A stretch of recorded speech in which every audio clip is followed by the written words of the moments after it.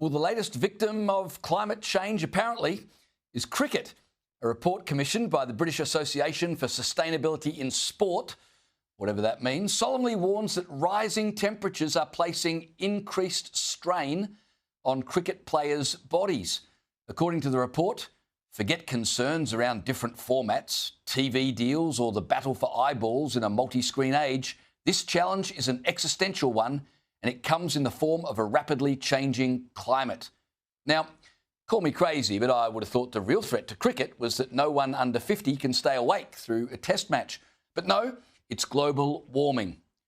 Although, on reflection, maybe this isn't all bad. I mean, if batsmen are too hot to run, maybe they'll swing harder for the boundary. So climate change may yet be cricket's saviour. Less jogging, more slogging. See that? Every carbon cloud has a silver lining. Now, to open the batting on this topic, I'm joined by Sky News host Rowan Dean, who, of course, hosts Outsiders and the Rowan Dean Show on Friday nights. Rowan, I have to admit, of all the things endangered by climate change, cricket was not something I had on my list. Well, don't worry, I can put your mind at rest, James. This report is pure satire. You enjoy writing satire, I enjoy writing satire, but no satire comes as close as this report to just being side-splitting stuff. It's full of all the puns, which is good. I always like a good pun. So there's stuff about climate is the ultimate test, and we're going to be hit for six. Our game is going to be hit because of climate change and all this stuff. But the one pun they didn't use is ball tampering. And what this report is, it's full of ball tampering, James. In fact, it's report tampering and data tampering. And they've taken all little few facts here and there and a few temperatures here. Did you know, for instance, James, that there are 46 days in Pakistan or India or somewhere or other that are over 37 degrees Celsius, and there were 52 last year. Now, if you think that sounds horrific and desperately hot and all the rest, the report also mentions that there are 46 days in Australia which are over 37 as well. I can't remember them in Sydney. And I can't remember them in any recent summer, more than half a dozen. But anyway, so here's my solution for this mob. And it seems to be focused on India and Pakistan as the all great climate change reports are always based, James, somewhere that you haven't actually been or are going to. That's the beauty of them. It's somewhere else. It's always somewhere else. That's why the Poms love the Great Barrier Reef climate scaremongering. But in this instance, apparently India and Pakistan's where they're dropping like flies because of climate change. I've got a solution to the problem. And the problem is we bring all the Indian and Pakistani cricket players out to Australia, to Sydney. I mean, we're bringing loads of Indians and Pakistanis in anyway, so why don't we just choose the cricket players instead? We've got some beautiful cricket fields here. We don't have 52 days over 37 degrees a year, certainly not in Sydney, but we do have one of the great Australian inventions for when it does get a bit hot on the cricket field. It's called the Hill and amber nectar, amber fluid. And you can sit on the hill, you can drink your medicinal anti-climate change amber fluid and enjoy the cricket and not get too hot and bothered. There's my solution.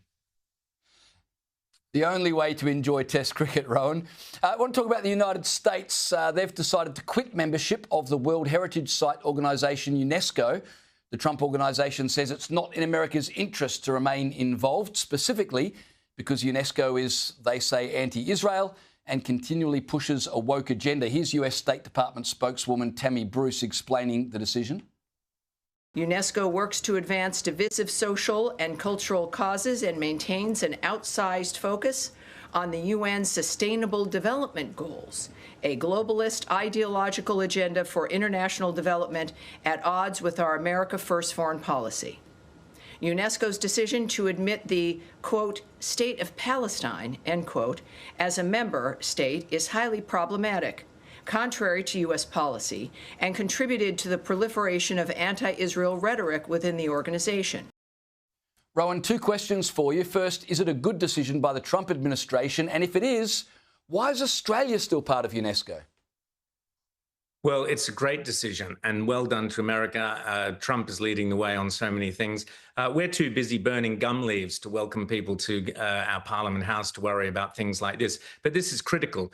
A grown-up government, which we will get one day, I'm not sure when, but a grown-up government will make sure we pull out of UNESCO, the World Health Organization, lots of these other globalist bodies, World Economic Forum and others, which have done far more harm than they do good. The idea of UNESCO and the idea of World Heritage Sites that we look after, special places in Australia, obviously the Great Barrier Reef, the Opera House and so on, is a great idea, but as Tammy Bruce pointed out, has become so heavily politicized, state of Palestine, et cetera, et cetera, et cetera.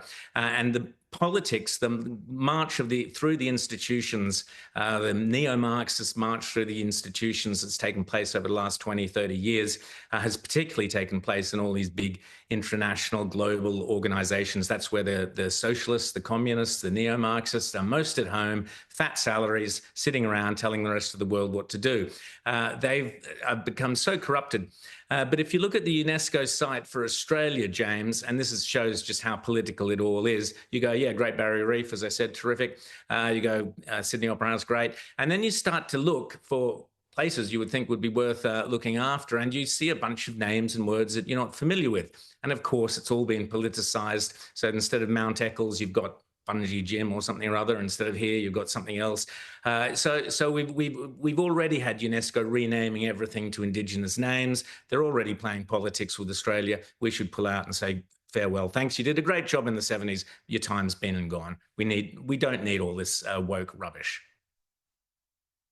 Yeah, I couldn't agree more. Now, Rowan, I'm not sure if you realise, but today is an important anniversary. I don't know if you had it in your calendar, but at least for Kamala Harris, it's an important anniversary. It's exactly 1 year ago today that the former US Vice President launched her ill-fated presidential bid. Now, I'm not sure why you'd celebrate abject failure, but she's been posting on Twitter, quote unquote, 1 year ago today I began my campaign for President of the United States. Over the 107 days of our race, I had the opportunity and honour to travel our nation and meet with Americans who were fighting for a better future. Pity none of those Americans she met thought that better future involved her. But Rowan, she spent $1 billion in 3 months to lose in a landslide. Why is she celebrating a year on? Well, I'm glad we didn't spend the $1 billion, James, but it is actually $1 billion well spent and worth the spending. And I'll explain why. Over the last 20 or 30 years, we've had the whole concept of diversity and inclusion, DEI hires, they're called. There are people, and there's many of them. Many people we all know, we may be them ourselves, we don't know, but we know many people who suspect, have an inkling in the back of their head, maybe I only got this job because I'm a woman, maybe I only got this job because I'm an gay or this gender or whatever, or maybe I only got this job for some other reason, color of my skin or whatever it might be. So there's plenty of people who have that nagging feeling at the back of their mind, but we've never really known how do you identify a DEI candidate? And what we've learned with Kamala Harris, because she is officially a DEI candidate, she's the first one where Joe Biden said, I will employ a black woman, so double tick, black and woman, as my vice president. He said that before he'd even picked any names out of the hat. So we know she is an official DEI candidate. And as such, she was therefore an official DEI candidate for presidency. But what we learned, James, is that if some DEI candidates are so DEI-ish that they don't actually recognize they're a DEI candidate. And that's the real danger. When you're a DEI pick, but you don't even realize you're a DEI pick. And we've now learned from Kamala Harris that it goes terribly, terribly wrong if you don't realize you're only there because you were a DEI pick. So I think it was a lesson well worth learning. Nobody in America was interested in her. They only turned up to her rallies to see if Beyonce was there. And when Beyonce didn't sing, they all went home anyway, disgruntled. Hardly anybody voted for her. There were no primary. She never went through a primary to get there in the first place. And most of the states didn't vote for her. They went for Trump. So here's the proof. DEI does not work. Thank you, Kamala. It was worth $1 billion to find out. Well said.